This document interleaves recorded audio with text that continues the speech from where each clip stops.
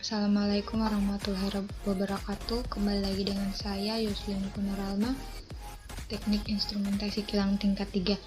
Di sini saya akan melakukan resume untuk mata kuliah Distribusi Control System dengan materinya yaitu mengenal Human Mechanic Interface pada blog dosen saya yaitu wasiswa.com.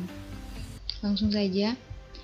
Jadi Human Interface Station atau HIS atau sering disebut Operator Station digunakan untuk melakukan monitoring terpusat proses dari control room, menyajikan informasi plan terkini kepada operator melalui graphical user interface, sehingga operator dapat melakukan fungsi operasi, maintenance dan troubleshooting, pengembangan variabel proses, parameter kontrol, alarm, dan lain-lain.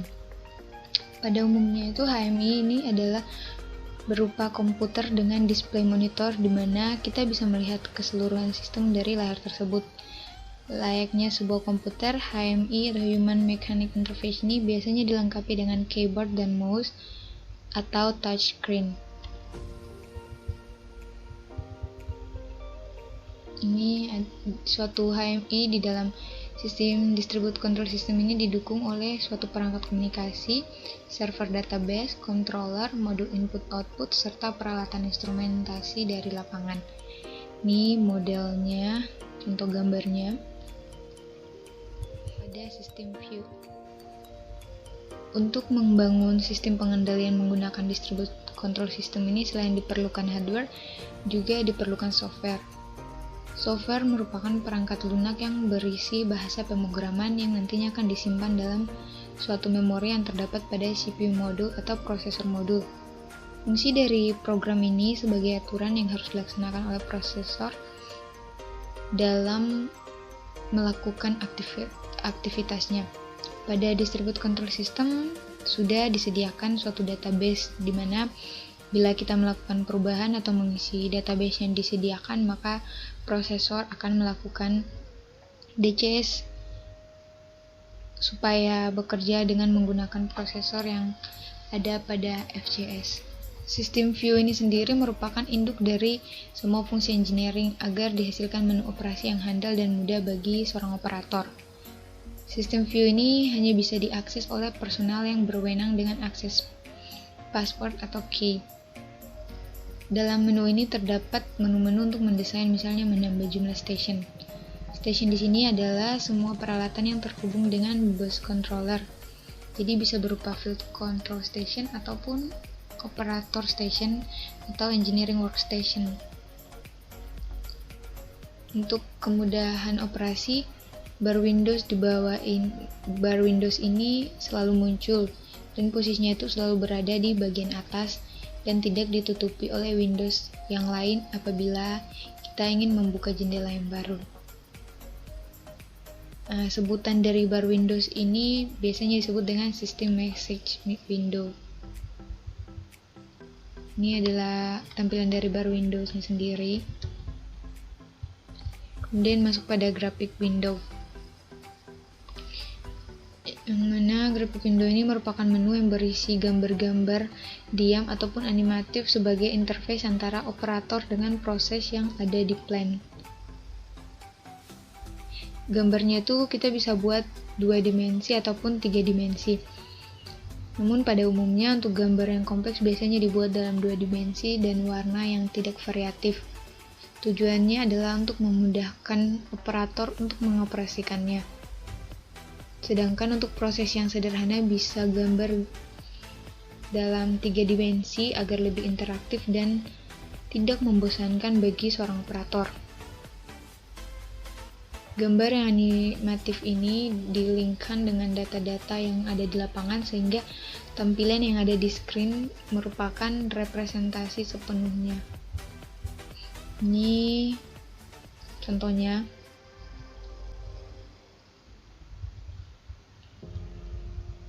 Kemudian ada trend window. Trend window umumnya digunakan untuk melihat perubahan nilai variabel proses. Tetapi bisa juga nilai variabel yang lain, misalnya set point ataupun manipulasi variabel.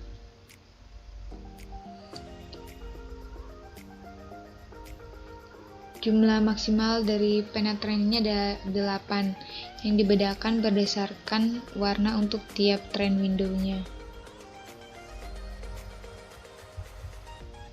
Ini merupakan tampilannya, contoh tampilannya. Berikutnya adalah tuning window. Tuning window ini digunakan untuk menganalisa sebuah loop proses, yaitu untuk mendapatkan komposisi nilai parameter kontrol PID. Pada panel ini akan tampilkan sebuah faceplate dari controller trend tuning yang menginisiasi 3 variabel perubahan, yaitu SV, PV, dan MV, serta informasi perubahan numerik dari masing-masing variabel dan setting batas alarm, batas MV dan SV-nya. Ini merupakan tampilannya dari trend window ini sendiri. Kemudian ada operator guide window. Operator guide window ini memberikan informasi kepada operator mengenai keadaan semua proses. Titik berat dari panel ini adalah memberikan semua informasi kegiatan proses yang telah dilakukan oleh operator, serta memberikan tuntunan kepada operator mengenai apa yang harus dilakukan bila tiap step proses atau alarm terjadi.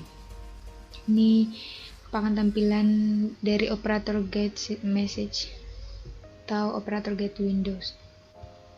Kemudian yang terakhir ada proses alarm window. Proses alarm window ini memberikan informasi kepada operator mengenai status proses. Informasi ini hanya sebatas keadaan tiap instrumen dan tidak memberikan arahan kepada operator mengenai tindakan atau saran yang harus dilakukan. Jadi setiap operator akan memiliki tindakan sendiri atau dia mengambil tindakan sendiri ketika alarm ini telah berbunyi. Secara otomatis message ini sudah termaksud dalam sistem distributed control system, jadi engineer tidak perlu melakukan kustomisasi terhadap message ini. Ini merupakan tampilan dari proses alarm window. Jadi sekian resum dari mata kuliah distributed control system untuk materi mengenal human mechanic interface. Kurang lebihnya saya mohon maaf. Untuk teman-teman atau siapapun yang mendengar videonya dapat mengunjungi blog wasiswa.com bila ada materi ataupun pertanyaan yang mengenai dengan mata kuliah atau pelajaran yang kalian dapatkan di tempat studi kalian masing-masing. Terima kasih.